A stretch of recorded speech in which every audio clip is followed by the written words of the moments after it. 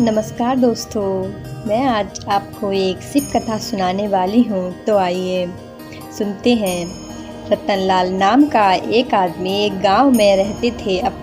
वह अपने परिवार के साथ रहता था। रतनलाल शिवजी का भक्त था और वह स्वभाव से सच्चा सीधा साधा था। रतनलाल के गांव में मिठाई की दुकान थी। वह घर पर मिठाई बनाता और दुकान जाने से पहले शिवजी के मंदिर में जाकर मिठाई का भोग लगाता। उसके बाद ही उस मिठाई को दुकान पर ले जाकर बेचता था। रतनलाल की मिठाई पूरे गांव में मशहूर थी।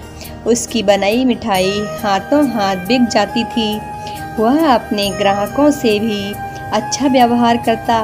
कभी किसी के पास पैसे कम होते तो भी उसे पूरी मिठाई देता। शाम को भी वह शिवजी के मंदिर में जाकर अपनी रोज की कमाई में से कुछ पैसे दान करता। उसके बाद ही घर जाता था।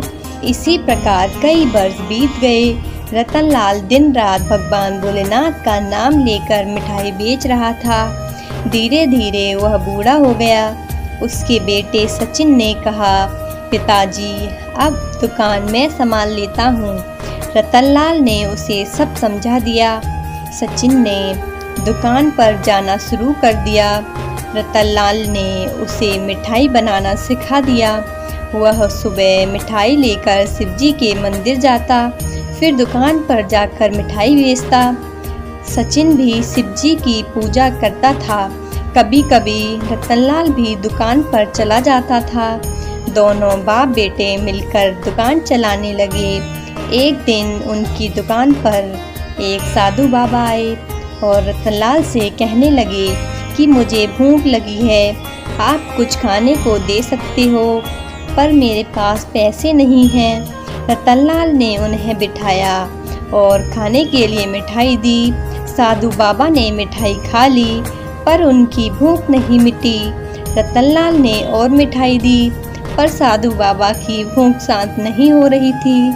रतनलाल ने धीरे धीरे सारी मिठाई साधु बाबा को खिला दी।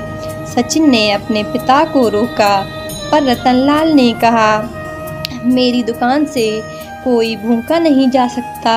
सारी मिठाई खत्म होने पर साधु बाबा ने कहा, बच्चा, लगता है तुम्हारे यहाँ से भूखा ही जाना पड़ेगा।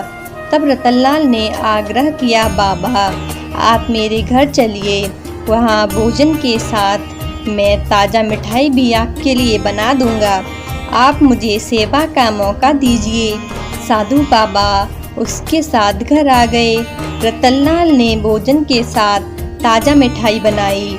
उसने सबसे पहले एक थाली में भगवान भोलेनाथ का भोग लगाया और फिर दूसरी थाली में भोजन परोसकर साधु बाबा के सामने रखा। तभी साधु बाबा उठकर खड़े हो गए। रतनलाल ने कहा, महाराज, मुझसे कुछ गलती हो गई हो तो क्षमा करें, आप भोजन ग्रहण करें। इस पर साधु बाबा ने कहा, हमारी भूख शांत हो गई, तुम्हारा भोजन अत्यंत स्वादिष्ट था। इस पर रतनलाल ने कहा, महाराज, आपने तो भोजन छुआ भी नहीं है और आपको भोजन स्वादिष्ट लगा, यह कैसे? तभी वह साधु बाबा रूप बदलकर भगवान भोलेनाथ के रूप में प्रकट हो गए। उन्होंने कहा, हम तुम्हारी भक्ति से प्रसन्न हैं, पर हम तुम्हारे धैर्य की परीक्षा लेना चाहते थे, परंतु उसमें भी तुमने हमारा मन जीत लिया। मांगो, क्या वर मांगना चाहते हो? रतनलाल व उसका बेटा भोले बाबा के पैरों में गिर गए। रतनलाल ने कहा, बाबा, आपके दर्शन पाकर मेरा जीवन धन्य हो गया। मेरे परिवार को हमेशा अपनी शरण में रखना। मुझे आपकी निष्काम भक्ति चाहिए और कुछ भी नहीं। भगवान भोलेनाथ तथास्तु कहकर अंतर्ध्यान हो गए। मित्रों, जाने किस रूप में भगवान हमारे सामने आ जाते हैं। हमें सदैव लोगों की मदद के लिए तैयार रहना चाहिए। हे बाबा भोलेनाथ, इसी प्रकार अपने भक्तों पर कृपा बनाए रखना। हर हर महादेव। मित्रों, आपको ये वीडियो कैसी लगी मुझे कमेंट बॉक्स में ज़रूर बताएं और इसे अपने दोस्तों के साथ शेयर करें।